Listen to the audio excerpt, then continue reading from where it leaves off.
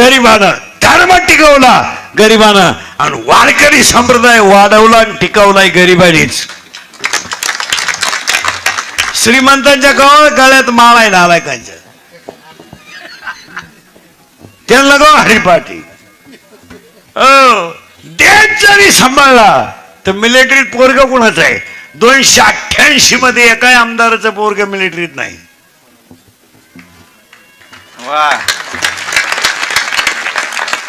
एकाही कीर्तनकाराचं पोर मिलिटरीत नाही. सगळं एकाही प्राध्यापकाचं पोरग मिलिटरीत नाही. एका डॉक्टर इंजिनियरचं पोरग मिलिटरीत नाही. मग मिलिटरीत पोरग कुणाचं आहे? ज्याची आई लोकांचे कांदे लावते आणि ज्याचा बाप म्हशी वळतो त्याचा मुलगा देश सांभाळ. ज्याची आई 3 रंगाचं लुगडं नेसते, रात्रीचं कालवण सकाळी गरम करून खाते, आणि ज्याचा बाप बनेन मळालं तर पलटी करून घालतो आणि बनेन तुटलं तर घाट मारतो, त्याचा पोरगा रायफल घेऊन देश सांभाळतो. अन्नदान जर करीत असेल तर गरीब, आणि देश जर सांभाळित असेल तर गरीब, आणि स्वातंत्र्य टिकवले असेल तर गरीबानेच. देवळाची पूजा गरीबच करतोय. अन्नदान श्रीमंत अवलदी नाही. आजही तुम्ही शेतकऱ्याच्या घरात जा, 15 माणसांचा स्वयंपाक 15 मिनिटात. पिठलं भाकर पण तणकून. हे श्रीमंत हलकट माणसं मोजी द्या. 5 सांगितले, 6वा वाढला, संपल्या चपात्या. आणि त्याची बायको म्हणते निवांत जेवा. वांग खाता का निवांत जेवा? एवढ्या चपात्या वाढी का शेतकऱ्याला? अय दरिद्री, ते चांगलं गांजा प्यालं तर बैल बस त्या चपातीचं काय करते?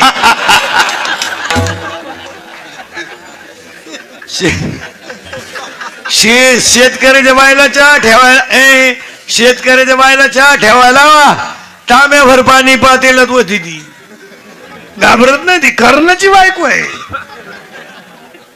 तांब्याभर पाणी. श्रीमंत हलकट. अगं 5 इथेच का आला? शेतकऱ्याच्या घरात आलुळी देऊन चहा येतो. आणणारे चहा वजन आहे. हे श्रीमंत खिडकी जवळ जाते. अरे सांग 2-4 काय मोळीला तो खात सांग 2-4. आणि मग ते मॉडेल येतं चहा घेऊन. केस बिस मोकळे सोडेल, गाऊन बिवून घालेल. बा बा बा बा बा बा बा बा बा. आपल्याला वाटतं जोडून आमशी आली काय ना आज. शेतकऱ्याच्या घरात चहा प्यायचा म्हणजे कपातून बशी. या हलकंडाच्या घरात कपाट डोका लागत. चहा एक सप्त्यात पहिलं कौतुक करवते पंगत घालणाऱ्यांचं. काय म्हणणं आहे तुमचं? त्याला 3 कारण सांगतो. शरीर शुद्ध होईल स्नानानं, मन शुद्ध होईल नामानं, चित्त शुद्ध होईल ध्यानानं, आणि धन शुद्ध होईल दानानं. सप्त्याला 1000 द्या, देव 10,000 देणार. सप्त्याचा रुपया खा, देव 1.5 गुंठा देणार.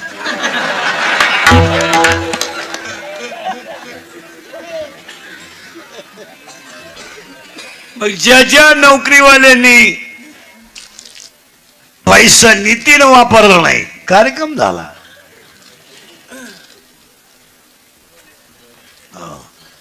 पटकन सांगतो मी, पटकन आहे का? आता करंट लावून दिलाय तुम्हाला. मग याचा करंट लागला म्हणजे पुढे घुसायचे आपल्याला.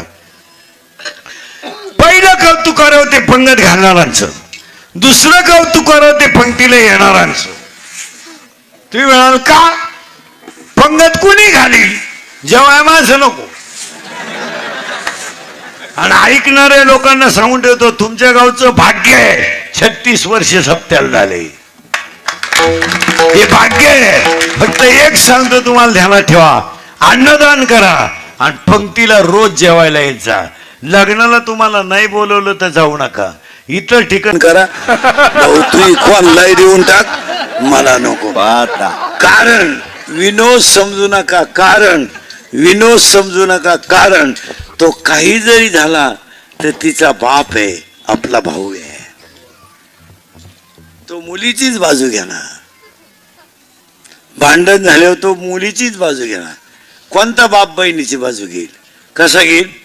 तो म्हणतो नाही आपल्या गुड्डीचा काय दोष नाही बरं का, आपल्या बहिणीच्या डोक्यात फरक झालाय. नाही तर माही गुड्डी खास, गुड्डीचे नाही काय. गुड्डी कॉलेजला जरी होती तर 3-3 दिवस पळून जायची, पण कोणाला माहित हो गुड्डी माही पहिल्यापासून खासच. पण माझ्या बहिणीत, पण आपल्या गुड्डीला बहीणच नीट, आपली गुड्डी आहे ना माझी, आपल्या बहिणीला गुड्डीच नीट करील. पाया पडून सांगतो, हे इंदुरीकरचं कीर्तन आहे. मी मरण ना महाराज, म्हणजे मरणार नाही 5-25 वर्ष. हा 25 तर कसे काढील अजून. पण तुम्हाला आपलीच आठवण येणार.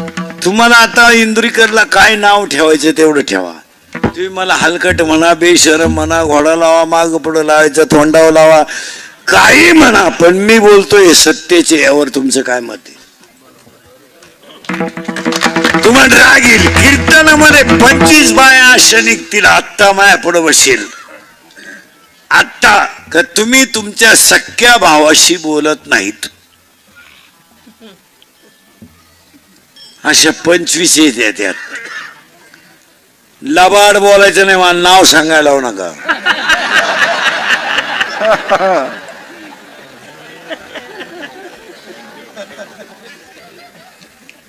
आहेत का नाही? का बोलत नाही तुम्ही भावाशी? एक वाक्य सांगू बायला म्हणलं, सगळं मिळेल आणि सगळं मिळवा, पण रक्ताची नाते तोडू नका. भाऊ गरीब आहे असू द्या, त्याचं बनियन मिळालंय मळू द्या, त्याचा शर्ट फाटलाय फाटू द्या, पण नाते रक्ताचे सोबतात हे देणार. आणि पुरुष मंडळीला पाया पडून सांगतो, कोणाशी दुश्मनी करा, भावाशी दुश्मनी करू नका. अरे हे मित्र हे नालायक फक्त आपण पाजितो म्हणून आपल्या मागे हिंडतात. पाजायचं बंद कर, हे तुझ्या मौतीला सुद्धा येणार नाही. तुला वाटतं मानलंय लोक माने, त्या वांग खात नाही तुला कोणी. लोकांना वाटतं मला लय 5 वाजता फोन येतात, मला लय गावात मार्केट आहे, गाजर खात नाही लोक कोणाला. लोक फक्त फायद्यापुरते. काय मत आहे तुमचं? लोकांना काय घेणं आहे तुमचं? काय घेणं आहे तुमचं लोकांना? अरे आपण ज्यांना फायदा केला त्यांना आपलं घेणं नाही, जगाला काय असेल? कोण सुटलाय कर्मातून? स्वतःचा बाप देवाने सोडलं नाही तर तुम्हाला कोण सोडेल? महाराज, स्वतःचा बाप सोडला नाही देवाने, तुम्हाला कोण सोडेल? जनकाचा व्याही होता, सीतेचा सासरा होता, प्रभू रामचंद्राचा बाप होता, पण राजा दशरथ कौशल्याच्या मांडीवर ढसढसून रडून मेला आणि फटफडणारा जटायू रामाच्या मांडीवर मेलाय. जटायू पक्षी मरायला रामाच्या मांडीवर आहे आणि जनकाचा व्याही आहे, सीतेचा सासरा आहे, आज राजाचा मुलगा आहे आणि क्षत्रिय कुलातला सगळ्यात मोठा राजा आहे, पण बायकोच्या मांडीवर तर फडून मेला. पुन्हा ऐका, रामाचा बाप बायकोच्या मांडीवर मेलाय आणि रामाची बायको पळवणारा रामाजवळ मेलाय. कोण सुटलाय? एक वाक्य लिहून ठेवा, देव कधी कुणाचं वाईट करत नाही, पण कुणाला कर्माच्या तडाख्यातून सोडवित नाही, हे ध्यानात ठेवा. वाईट नाही करणार तो. कसा करील? ज्याने लात मारली छातीत त्याचा उद्धार केला, ज्यानं 100 शिव्या तोंडात दिल्या त्याचा उद्धार केला, 100 शिव्या तोंडावर दिल्या त्याचा उद्धार केला, आणि जिने स्तनात विष भरलं तिचाही उद्धार केला. आपलं का वाईट करील देव? पण कर्माला फळ आहे, हे ध्यानात ठेवा. ओळीच इतकी सुंदर आहे, आगा कर्मी जे उरावे सुटका नाही. यादी ऐका, मोराच्या पिसाऱ्यावर किती सुंदर डोळा असला तरी मोर त्याने कधी पाहू शकत नाही. शिळीच्या गळ्याचं लोंबलेलं सड कधी दूध देऊ शकत नाही. गाईच्या काशीतलं गोचिड कधी दूध पिऊ शकत नाही. गाळातला बेडूक कधी फुलाचा सुगंध घेऊ शकत नाही. प्रेताला केलेला मेकअप कधी शोभा देऊ शकत नाही. मुंडकं नसलेले सरीच्या गळ्याला कधी शोभा शिवून दिसणार नाही. बांधावरचं एरण कधी मेडीनं वापरता येणार नाही. नाही. दाणे नसणारी बाजरी कधी शेतकऱ्याच्या फायद्याची नाही. पाणी नसलेलं धरण कधी जनतेच्या फायद्याचं नाही. परमार्थ नसणारे घराणे कधी समाजाच्या फायद्याचे नाही. पुरावा 9वा अध्याय. माझी आहे भक्त वीण चोलो झियाचे झियाले पण आगा पृथ्वीवरी पाषाण नसती काही. 12वा अध्याय. का खडकी जैसे वर्षले का आगी माझी पेरले. 13वा अध्याय. का मृत जैसा शृंगारीला का गाढव तीर्थी न्हाणीला. 15वा अध्याय. कवांजेची या लेखा कैशी जन्मपत्रिका. आणि 18वा अध्याय. पडून गेली या भिंती चित्राची होय माती. सुटका नाहीये कोणाला. नाही सोडलं नाही कोणी.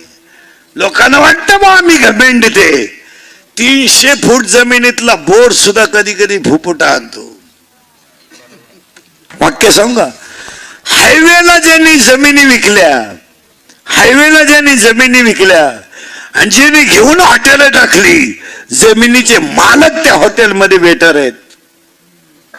ए देवा, शेतकरी वर्ग सुखी होऊ दे बस. बाकी कोणाला रोग नाही झाला. काही लोक म्हणते दुष्काळ फक्त दोघांना, शेतकरी त्याच्या दारातली गाय. बाकी कोणाला ऊत आलाय पैशाला. ऊत काय नोकरीवाल्याला रोग झालाय. 1 महिना पगार नाही झाला तर डांबरी होत्यात. काय खावा आम्या. काय खायचं शिल्लक ठेवलं तुम्ही. इथं 6 वर्ष आमच्या कालवनाला तेल नाही, आम्ही भुकवतो का. 1 रुपयानं दूध वाढलं तर हे नोकरीवाल्याच्या बायका अशा भांडी आपटी देत. दूध प्यावा का नाही. तो नवरा का दूध पितो का. तो नवरा जे पितो ते 72 रुपये पावशेरी. काल 31/12 92 झालत.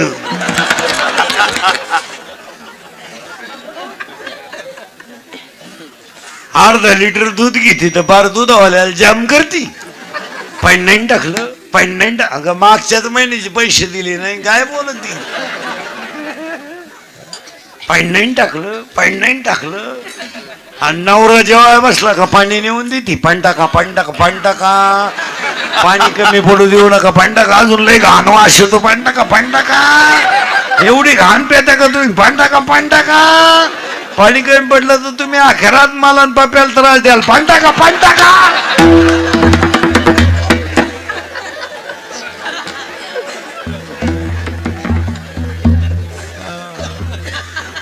गुरुवार केले का 4?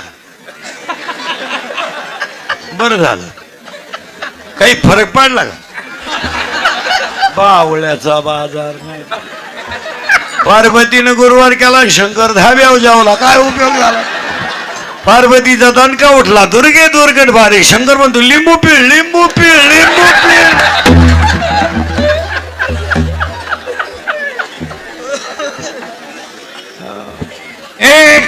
त्याला थोडं पुढं सरकायचंय.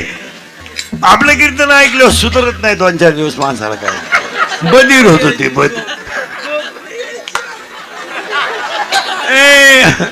चला थोडं पुढं सरकू आपण. आता करंट लावून देतो.